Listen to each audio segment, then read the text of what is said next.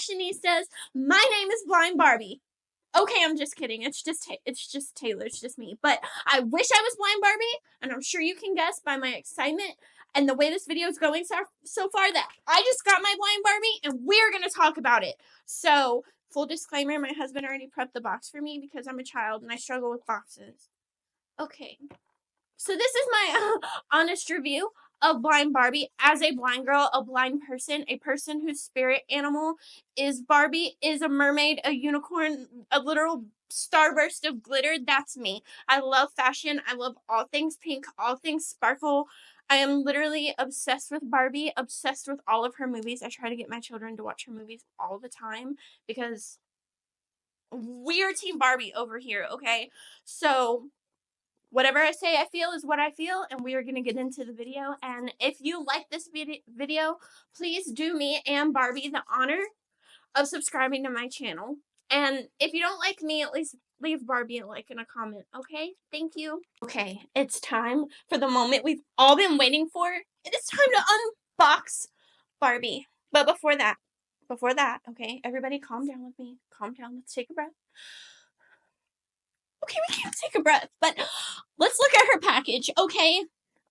Well, I can't see much of the package, but I see lots of bright pink and shiny, fabulous plastic. But the part that we really care about is that Barbie's name is written on the package in Braille, okay? And not only is it there in Braille, but it is written in contracted Braille. So Barbie is B-A-R-B-I-E, and A-R has a contraction, and her name has the AR sign. What would be even more fabulous is if they would have put it in contracted Braille and uncontracted Braille. And if I really want to nitpick, okay, it would have been really awesome because I know that blind folks helped design Blind Barbie. What would have been even more fabulous and amazing about this package is if they would have put like tactile glitter or stuff on the outside, you know, for us girly girls. And from when I had sight, I feel like they usually put like a description of the doll and like her features and stuff on the back. It would have been super awesome if they kind of would have like, I know it's in print probably on the back. I can't see it, but I'm just guessing. It would have been awesome if they would have put a little like description note on the back of the Barbie in Braille also. So like, I don't want to complain too much because I think this is awesome, but if I wanted to nitpick, that's how I would improve Blind Barbie. But, well, her packaging. We haven't even got into the Barbie yet. What are we waiting for? Okay. Like I said, my husband prepped the box for me because I'm a child.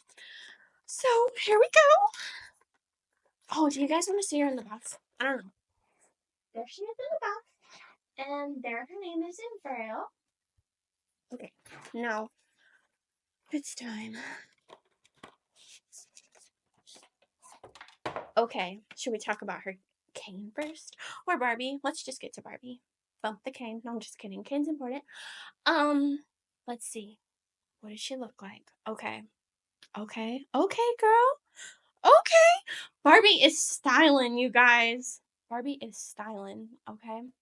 She has mostly straight, but a little bit wavy hair. Oh, I just dropped her sunglasses. Oh no. Pause right there. Okay, after an extremely long hunt for Barbie's glasses, we have been successful blind people and we have found them. So Barbie has her sunglasses again, and I also felt inspired. So I got my sunglasses so that us blind girlies could stick together. Back to my description. Okay, so she has her sunglasses. We've established that. We're going to go ahead and, no, we're not going to put them on yet, but I am going to sit them on the table so I don't lose them again. She has waist-length hair. She has opposable elbows. I think that's the proper word for that.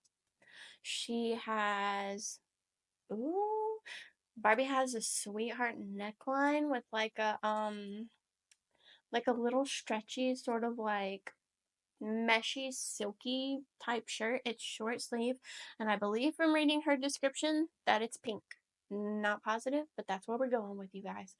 And Barbie has on a super cute, super chic, tiered, like layered type skirt. I would call it like a tulle material. Think like tutu or like sundress material on the skirt.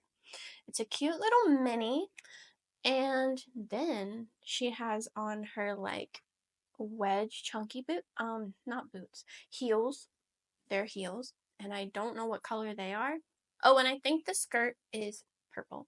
And oh, sorry, Barbie and I just got real intimate. Barbie's not wearing underwear. Just FYI. There's no panties under that skirt. Next up we have Barbie's cane. And let's see. Barbie's cane comes right about to her chin. So I would be super interested in knowing if when they designed her, if they had that in mind. Because that's like perfect cane height for us O&M travelers. Now, Barbie's has her cane, and oh yeah, she's tapping that cane, you guys. Let's talk about Barbie's cane for a second. We already talked about how Barbie's cane is measured as if Barbie were really going to travel with it. So that's a super cool feature. It has a little thing for her hand to go in. And then it even has like a little tactile, like little tassel thing on it, which most canes have on them so that you can put it on your wrist or hang it up. And then when you go down to the bottom of the cane, it has an adorable little marshmallow tip. So Barbie's cane is very realistic, and we all know how important Barbie's cane is for her when she is shopping, okay? Another super cool feature about Blind Barbie is that along with her sunglasses and her cane, to top off the whole like authentic kind of like blind thing, she has up tilted eyes, which is super cool for me personally because when you look at me, you can tell in my eyes like that I'm blind, or you can at least tell that my eyes are like super different. So I feel very seen right now. Okay. Anyway, on to Barbie. Barbie is a fashionista, which is super cool because blind people, disabled people are not often considered put together or fashionable or glamorous or any of those super like physically appealing words. They aren't normally associated with blind and disabled people. And Barbie, she is very stylish. She is very well put together. She is, if I toss this cane away right now, no one would know without looking at her eyes that she's blind. But this is really important because this is bringing authenticity to little girls or boys growing up right now, just all kids in general, seeing this in a normal like day-to-day play group or school or classroom or stuff like that. It's exposure. It's really great. It's also really cool for, kids who are blind or visually impaired to have a doll that they feel seen with and represented with. It's super important. I'll be honest, like when I was growing up, if I wanted a doll to be blind, I just had to say that she was blind. Or I was lucky if I would find a doll that had like maybe some glasses. Like, then I could pretend that she was blind like me. But this Barbie, she's blind, okay?